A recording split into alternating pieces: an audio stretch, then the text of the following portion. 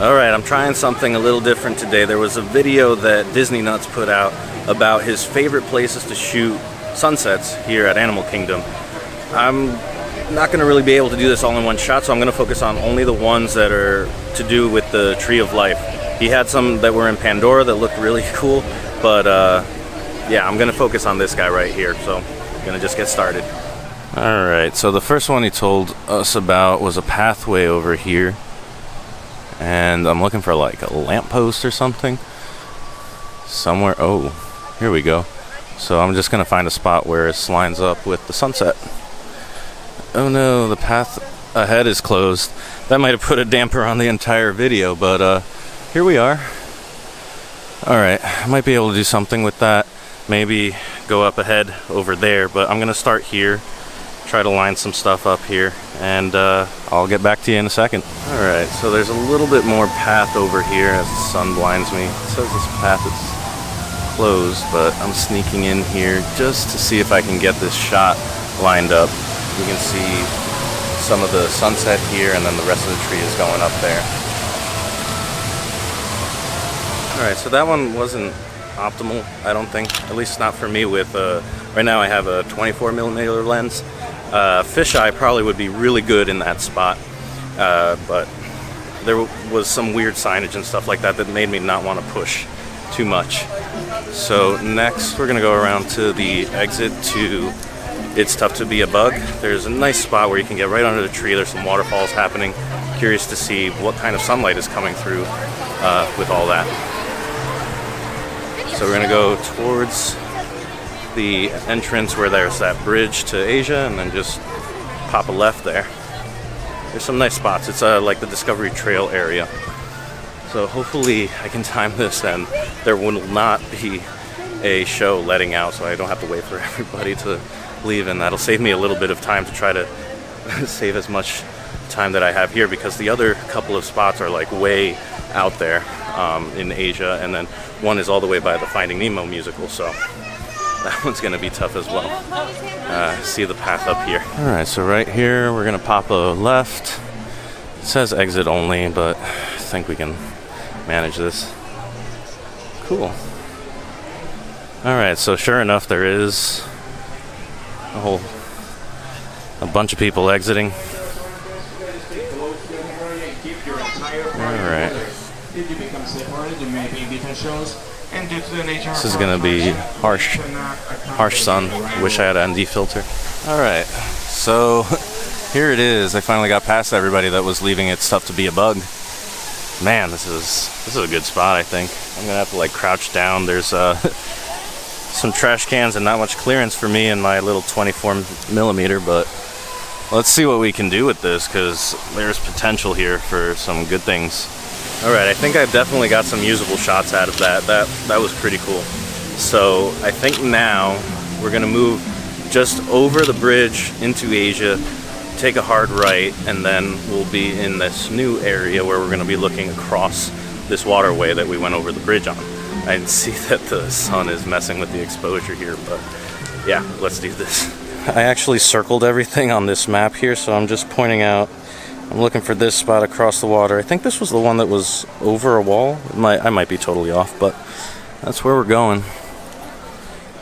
Going across this bridge here, and then, geez, what? Oh, this is that area with the little walkway.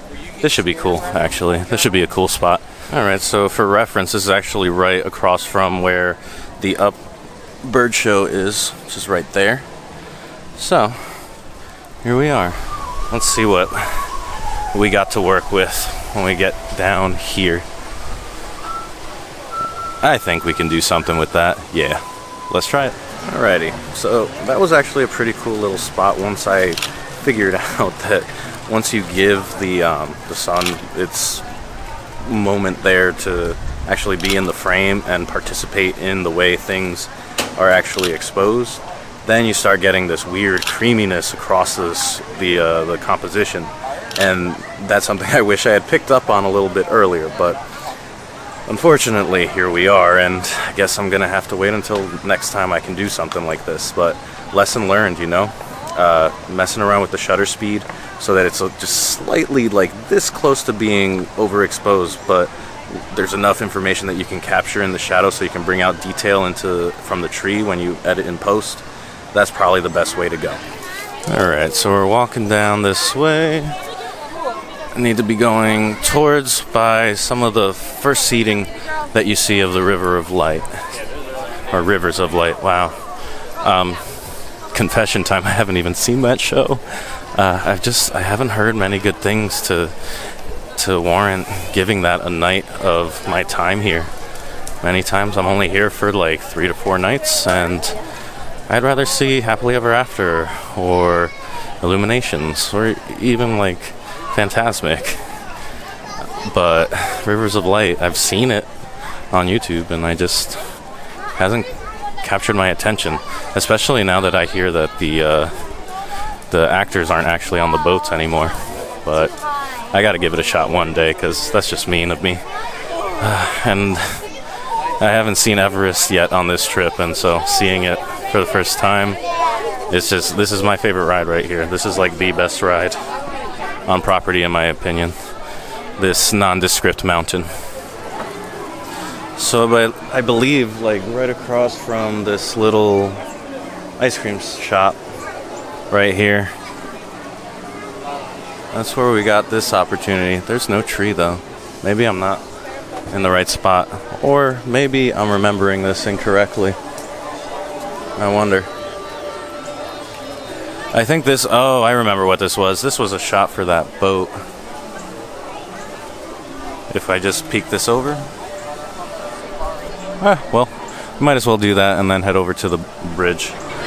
So I have a feeling that spot was kind of meant for a wide angle lens, because I couldn't get enough in frame to actually make an interesting composition there. It felt too busy and everything was demanding attention, and that's just not the way you can do things. Ooh, there's some ducks coming like right at me. Oh, whoa, hi buddy. Nice to see you. Thanks for coming by. Talking to little guys. I should have brought in like my Samyang 7.5 Micro Four Thirds. It's a 14 millimeter equivalent. Should have probably brought that instead here, but hey, you learn. I'm definitely going to be back to try this again. Coming up to my last spot, where we're going to be on this bridge shooting right across, and you see the sun that's hitting me that I'm going to try to be shooting. That spot, I think I got there a little too late because it was mainly silhouette by the point that by the time that I was doing anything there, so forgive me for being a little slow on the first ones, and then I think I only caught like 2 or 3 of them at a really good time. If it were up to me to do this again, I would probably start around over here and loop back around and finish over here. I came out here around 6:30 and didn't get started in earnest until 6:45, but because of the way everything is shaped and organized, there was only like a good 10 or 15 minutes where everything was kind of optimal. So that's what I learned from this one. Hopefully I hear from Disney Nuts and he has some feedback for me on just like the shot composition and stuff like that. It's definitely a challenge working with direct sun, because I see a lot of like chromatic aberrations and stuff like that popping up, and it can be challenging. And right now I'm kind of wandering into the dance party here that's happening, the Dino Bash. So why not just check that out?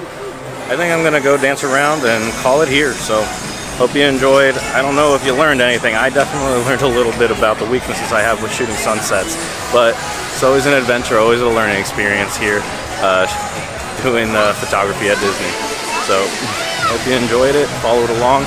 Let me know how you guys are doing, if you guys have any tips or things that you're struggling with. But for now, see you in the next one.